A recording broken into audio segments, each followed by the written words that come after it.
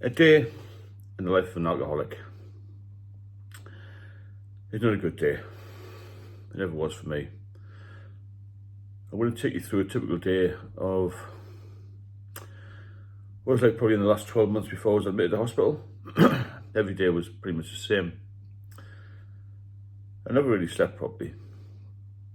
And I'd sort of toss and turn all night really. Sometimes I just about black out, so I used to fall over in the flat and hit myself on the wooden floor, broke a few ribs once. Didn't go to hospital. When you're in alcohol addiction, you tend to avoid hospitals, you tend to avoid going to the doctor. You can't get there. Basically, you're staggering about, you're shaking, you feel unwell, but eventually I used to wake up to some sort of point, and I'd noticed to be two missed calls, one from my daughter, one from my parents. I thought, oh, I've got to deal with them. Even dealing with a call I knew it was grief. Trying to explain myself away.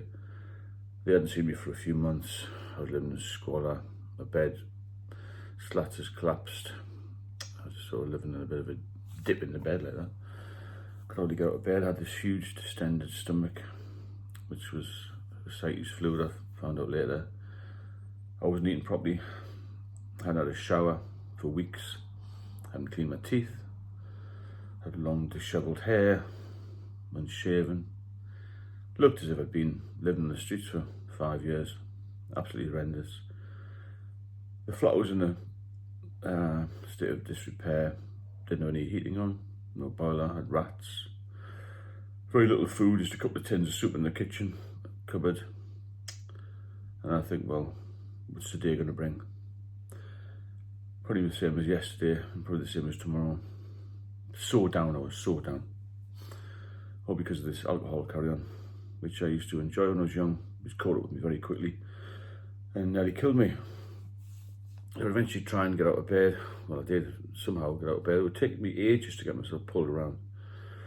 My clothes hadn't been washed for ages. I never used the washing machine much. I used to wash the odd thing, just hand wash them in the bathroom sink, but I didn't have any hot water. Put them in the radiators. That was a waste of time because the radiators weren't on. I thought, try and live to some sort of degree of normality. Cold in the flat in the winter, absolutely freezing. Nobody ever came.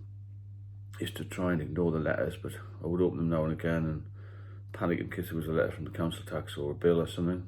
Massive anxiety.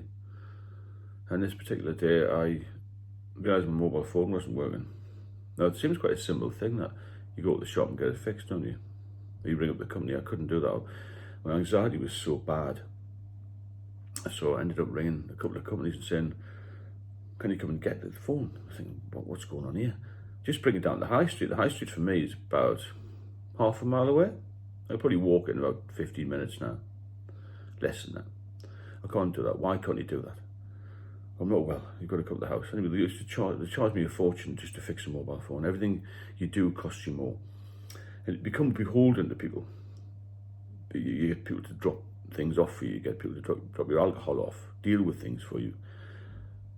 And your circle of friends basically is the odd person you see in the pub, who was also in a similar situation to me, really. So I tried to get this mobile phone fixed, nobody would come out. So I was then completely and utterly left with nothing. Because I thought, well, how am I going to get out to get my supplies?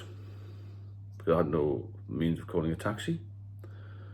Eventually I went on the internet and I managed to get in touch with somebody through one of the social media sites, and they eventually brought me another mobile phone. I didn't let them in the flat for obvious reasons. And then they left after bringing me a couple of ready meals or something which I never ate. So I sat back in the flat again.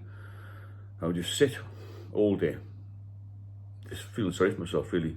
And I'd been in a position of strength when I was a sergeant in the Met, when I was quite young, and I've ended up in a basically total squalor.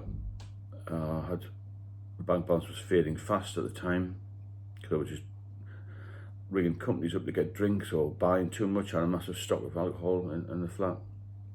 I wasn't eating properly, so I just sit there all day feeling really rough. Eventually I managed to get a call to my parents. So I was living very dangerously, and the floor in the bathroom had collapsed. I had rats in the room, and sometimes I think, well, I must get out. I've got to get out of this flat, otherwise I'm going to die. I sometimes thought, even though I'd been in the police, I wonder if I could get arrested at least I'd get some help from the medical people, because I tried in vain to be at the doctor's a couple of times. I tried to get diazepam again. That was the only thing that would help me to get off, because I tried to stop suddenly and I'd had seizures. But I was so frightened to stop suddenly. And after being off the drink for 8 years sober, and they still wouldn't give me diazepam. He said, two doctors said, you'll get addicted. I said, how can I get addicted after being off for 8 years? Still wouldn't give me it. You know, these self-help groups and that was no good. So I was just sitting there thinking, all these thoughts going through my head. What's my next move? Am I going to die in here? Should I kill myself? Should I just rot away? Will I fall over? Will I get knocked over if I go to the pub? In the end, I could hardly get in the taxi and out the taxi. My day was just taken up with thoughts of despair. It wasn't living anymore. It was barely existing. And I know I've been contacted by a few people who got to this level where they're having these suicidal thoughts, and mental health is completely wrecked, and had a breakdown. I think I went through a breakdown, but never really recognised it. And my day would just be one long, continuous sipping of some sort of alcoholic drink. With no food. I never felt hungry. I never felt... I don't have these feelings about anything really. I just felt completely dejected, detached from reality, unwell, to the point where I was coughing up bile when I had a drink. Even just the first few sips, I had to have warmish beer. I couldn't put in the fridge, but because it would just be too cold for me. And I used to retch for hours and hours in the sink. And I used to think, what am I doing? What have I done to my life? What am I doing? What have I done to my life? There was no hope, you see. I didn't think there was. The only time I got the hope eventually was when I got admitted to hospital. But you shouldn't be leaving it that late, because I nearly died. My message here is to get help when you can. If you get to the doctor and they say no, you've got to go to the hospital, I think. That's the only thing that did me any good. By that time, I had serious issues, ascites and spontaneous bacterial peritonitis, but every day became a nightmare. Monday rolls into Tuesday, you don't know what day it is. So I used to wake up and think, well, is it 3 a.m. or 3 p.m. during the winter? That sort of thing. Because when you get to a stage where your liver's damaged and your body's weak, because my body was very weak, I was very malnourished or deconditioned, as they say, I would call it nearly death.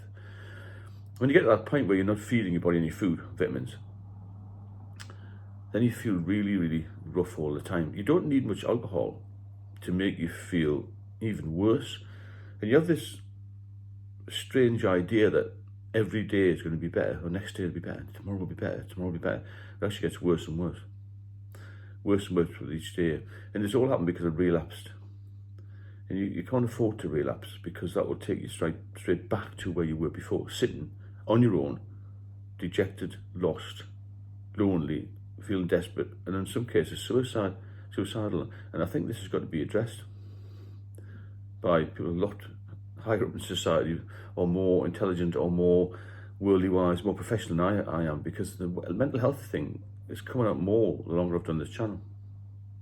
There's a lot of people affected by mental health, and the doctors, in my view, have focused, probably rightly so initially, on the physical health, but the mental health drives the physical health, doesn't it? I'm not an expert, I'm not a doctor, I'm just talking from my own experience of how it affects you. It affected my mental health. I mean, how many people go from having a successful career and a good life, well, a reasonably good life, to living with rats, with no flooring in the bathroom, no heating, and no hot water, no food, losing so much weight, half the body weight for 2 or 3 years prior to that. I've gone down to 9 stone, I'm 6'3". You know, you're looking like you've got this huge stomach, you've got spindly little arms and legs because you lose all your muscle mass. How many, you know, how can you do that? It's not because you want to do it, it's something to do with your mind, isn't it? Your mind controls your body. Is it your mind that you can't stop? You see, the fear of a seizure with me was horrendous. So I was always worried about that. And there must be so many people in the system now, the NHS can't cope anymore. So my message really is to stop before you get to this stage, or the stage I was at. Or cut down, at least. You've got to cut down. Because you get into this vicious cycle of drinking to try and feel normal, but every normal becomes worse. It's difficult to explain, really. I hope you get the gist of it. But if you relapse, it takes you back to square one. If you don't get help pretty quickly, you don't try and cut down or taper off, it becomes out, it's like a deck of cards, you know. and you become worse and worse and worse, and that's why people end up dying. And that's why I used to go to a lot of sudden deaths. When I was in the police, I would think half of them would be drink related, because a lot of stuff goes on death certificates which doesn't say alcohol related, but it'll be pneumonia because your immune system's weakened. Anyway, on that note, I have to say that I'm pleased to be alive, pleased to be here, I'm pleased to be helping people, because that's what I'm here for now. I've got a second chance of life, and life's pretty good. So if you are struggling, get in touch with me, get in touch with your doctor, obviously first of all, if you've got medical issues, and then, you know, crack on and do a bit of research, try and cut down your drink a little bit, try and focus, try and get, it's hard to say get strong mentally, but you know, there's help there, you can get better. If you see some of the photographs I've posted on various posts on the channel, you see how weak I was, how terrible I looked, and how much weight I'd lost. And I've come back. So you can do it, you can crack this. Keep in touch, please subscribe, and I've got an ebook out as well. Log on to that, maybe have a look at that. Keep well, and if you want me to cover any topics, then please drop me a line, and I'll speak to you soon.